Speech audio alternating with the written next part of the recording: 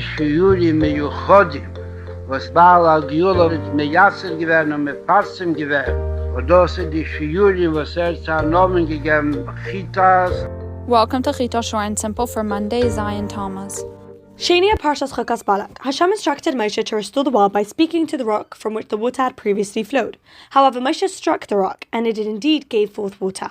Hashem punished Moshe and Aaron for their disobedience, decreeing that they would pass away in the desert, never to enter Eretz Yisrael.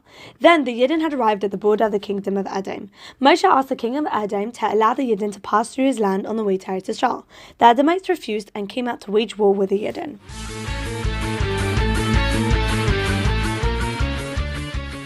Today's shir in Tehillim is Kapitlach Lamed Tes through Mem Gimel.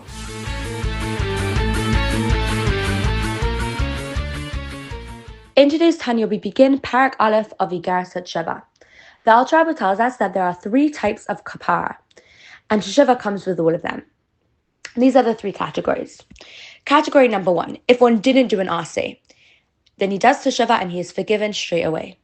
Category number 2, if one did an avera, a leisase, his teshuvah is hanging until Yom Kippur atones. The 3rd category is not stated. Now, we know that in terms of fulfillment of a mitzvah, an aseh is superior to a leisase because we know that because an aseh pushes away a leisase. And the reason why an aseh is superior to a leisase is because by doing an aseh, one draws down a light from the Ein Sof into the higher worlds, and also one draws down Elikus into his Nefesh Elikus.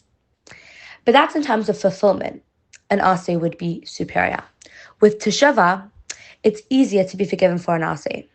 But the Alter Rebbe warns us and tells us, really though, that light that you're lacking because you missed out on doing an aseh will always be lacking. Your Teshuvah won't accomplish filling that lack. But whatever your teshuvah will accomplish can be accomplished straight away, which is why with an aseh, a person is forgiven straight away.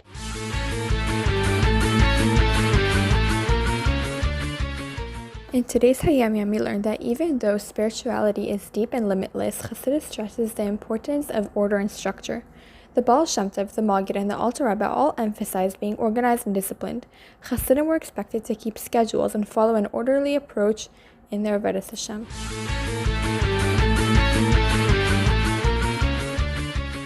In today's Sefer Mitzvahs, we have 2 mitzvahs.